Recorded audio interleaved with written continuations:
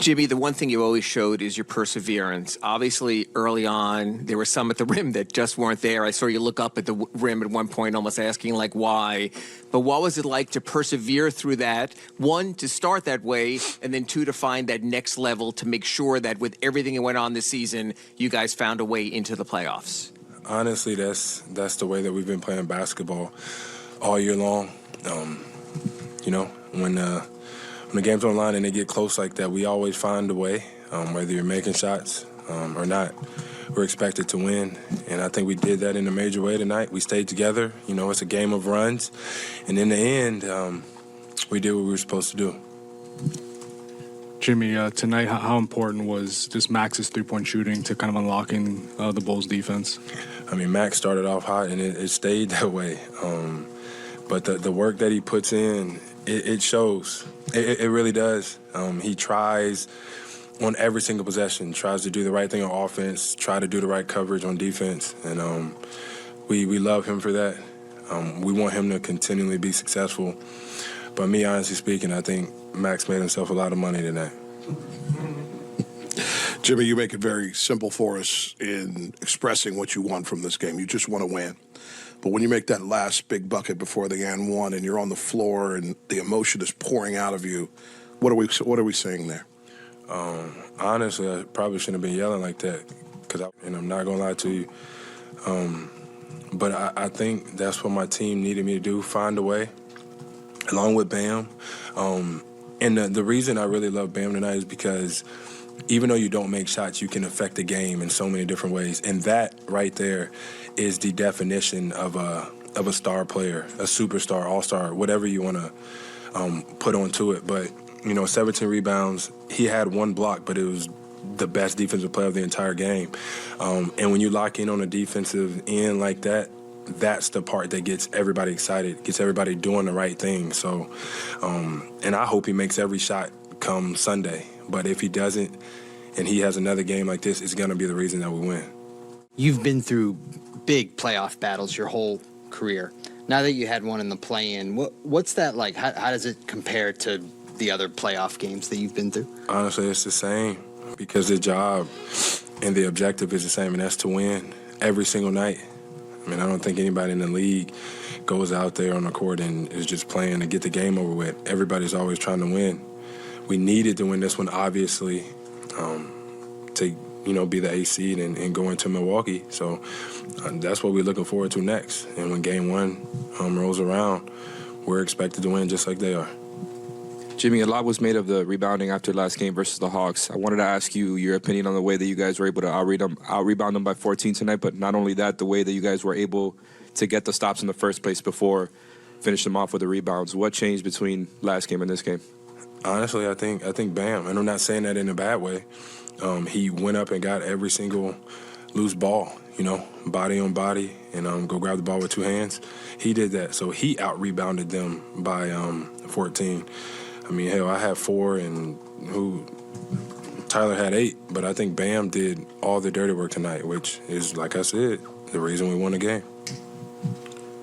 Jimmy, UD went on and on and on the other day about how he thought this team was starting to play its best ball at the end and how it can be a dangerous team if you just found a way in. I guess how dangerous do you think? I mean, you have been playing better the last few weeks, obviously. How dangerous can this group be now that you're in? I think we can win, but I'm never going to say we're going to lose. I don't think you're going to ask that question. Anybody ain't going to say, nah, we can't win. We have no shot. But we got to play right. We got to play some good basketball. We got to do all the little things correct. And then when that game gets here, whatever game it may be, we just go out there and compete, I think that's what we do a good job of is competing. So just be the hardest playing team. Jimmy, kind of touching on that, just Last question. Just touching on that specifically with what you got starting Sunday against Milwaukee. You got to turn the page quickly from all the emotion of tonight. Just the challenge ahead against the Bucks team that obviously number 1 seed in the East. Sure. You're talking about MVP in GA, all the shooting, how together they are. They've been together for a while. It's going to be tough. It is. Milwaukee has some great fans that are always showing up and showing out. So like I said, we got to play damn near perfect basketball, which we're capable of. Play hard, stick together through the good, through the bad. We are one. and I think we're going to be okay. So, let this season go, let this play-in go, 0-0, and then get to work. I'll start with this. Our team obviously has not been perfect this year, but I do know one thing about the men in that locker room the last 48 hours. I know how categorically, unequivocally, how badly and desperately our group wanted to get into this damn thing and get into the playoffs to have an opportunity to compete for a title. And that's the part that I love about this group. Even when there's some frustrating times during the season, I know how badly the guys want to win and how much they put into it. And it was just great to see, that competitive spirit. It was a classic old school Eastern Conference game. There wasn't a lot of open shots. It was just ground and pound, to try to generate enough offense. Both teams were defending the heck out of it. It looked like at one point that this game wasn't even going to get into the 90s. Every inch was competed for on that court, and I guess we've had more experience in all these kind of close games down the stretch, and hopefully that prepared us for this moment, and hopefully for more moments to come. You just alluded to it, but going through whatever it was, 55 or whatever it was of these clutch things, just how much did that prepare this team for that ultimate challenge of a tie game with 5 minutes to go in your season on the line? Yeah, it's like you have all these emotions and this competitive week, like literally this week, just with 2 games, well, 3 games, and if you count UD's, like the emotions and everything, it feels like we're in round 2 already, and then we just earned the right now to start the playoffs. But damn, we're grateful for that. We wanted to get in this damn thing, and we're looking forward to the next challenge. How much of the offense down the stretch was just get the ball to Jimmy and work through him in clutch time? Yeah, that was part of it, and I thought the actions that we got to, were coherent. To be able to loosen up the defense a little bit. And everybody was able to get to their spacing very quickly. But again, that's the 50-plus games that we've been in a lot of these situations. And then he just willed it, down the stretch. Getting to the basket, getting the and ones, getting to the free throw line, setting guys up, setting Max up, for that the 3 free throws. And then none of this is happening if Bam wasn't so electric defensively. He really was traffic copping everything that they were doing. He just seemed to be in 3 places at once at all times, the 17 rebounds. And then I thought it was fitting that he got the block at the end. But look, Chicago is a tough team.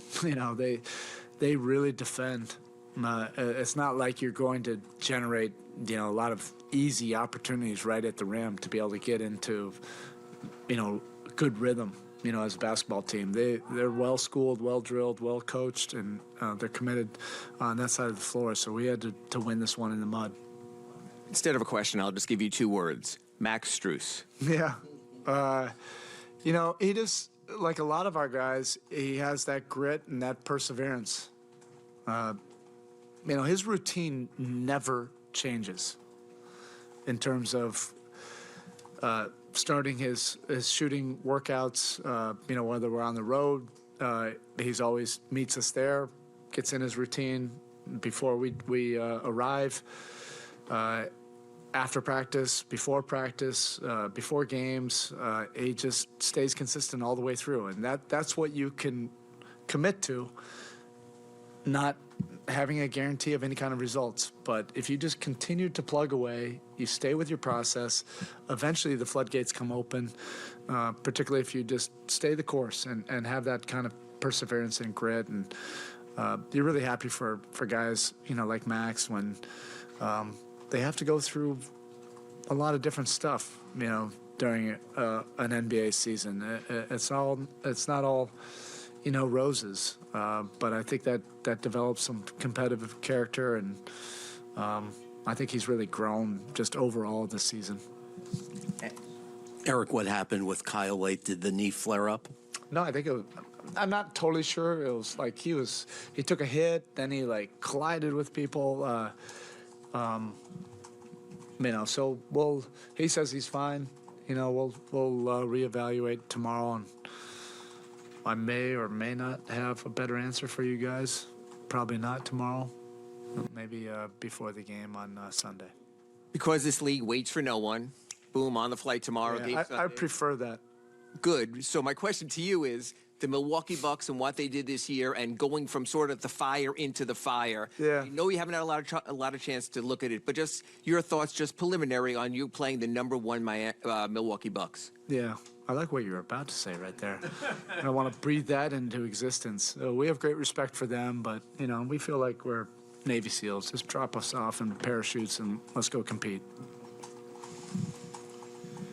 You can laugh about this one, unlike last year, but could you believe that Max Strus's heel did him in yet again on a three that came? I have not seen this replay yet, but everybody said it's the exact same thing. This one was, unlike last year, he was actually out this time. Oh, he was? Yeah. Buzzkill. I'm sorry. I didn't want you. I thought it I wasn't didn't want like you to perjure yourself. definitive on the replay. It looked. You had a different. It looked Okay. Well, they were wrong. That replay's wrong. They should have given us that one just for the one last year. Just gift us that one. It seemed like Caruso was doing a good job sort of denying Jimmy the ball in the first half. What was sort of the key to turning that matchup around in the second half, do you think? Yeah, he's a great competitor. You have to respect that he's extremely detailed. He's physical. He's bigger than what you think he is. So he can match up against bigger guys like Jimmy. So the natural inclination is to try to get Jimmy in the post, and we did maximize that, when we could. But Caruso does a great job bodying and fronting and denying, in the post. It's tough to get him the ball, easily. So, we just kind of shifted to more of a pick and roll game with Jimmy, and that just shows his versatility that we had, changed course a little bit in the fourth quarter, and he was just brilliant in those pick and roll decisions. I guess he probably had every decision you could possibly make in a handful of those pick and rolls. Score, and one, dish to Bam, dish to Max. But that's part of Jimmy's greatness, that he can adapt based on what's needed for the game. We talked yesterday about maybe lineup changes, and obviously you didn't make any. And I think I remember a game last year in the playoffs where you could have gone away from Max and he came back and had a game like he did tonight.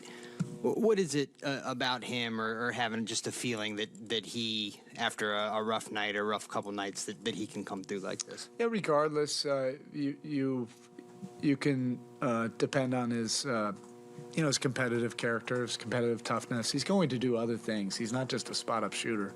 He still provides space, and he's a bigger body, to help us on the glass. And he works at it. So he's ignitable. Watch out. Like, if he hits 2 or 3, then it can turn into a night like this. And, he's had quite a few of those nights, and he's not dependent on that to impact the game. But he's just stayed the course. And, I've enjoyed watching how much he's grown as a basketball player this year, even though his three-point percentage isn't the same as last year. And I think people immediately say, okay, he was doing a better job last year. I think he's doing a lot of good things, this year. Just another one on Jimmy. It seemed like halfway through the fourth, it might have been getting away a little bit. I think it was a 4-point game, and Jimmy jumps the action, gets a steal, ends up going down court, gets a layup. Is there a way to quantify the defensive stuff in terms of him just going and making those reads? There is no way to quantify it. I wish I could say that, hey, that's coaching. We emphasize that. We work on that. No. He just has an incredible mind, to bait it for 40 minutes.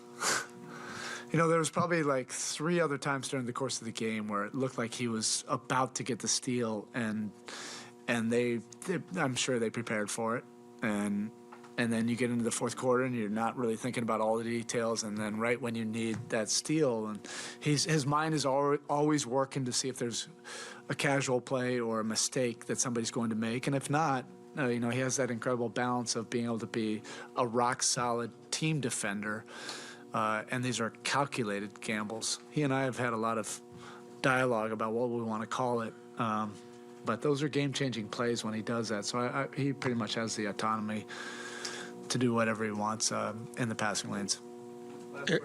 Eric, you went in last year as a 1 seed. In a sense, you're the hunted. This year, you're going as an 8 seed against a team that led the league in wins.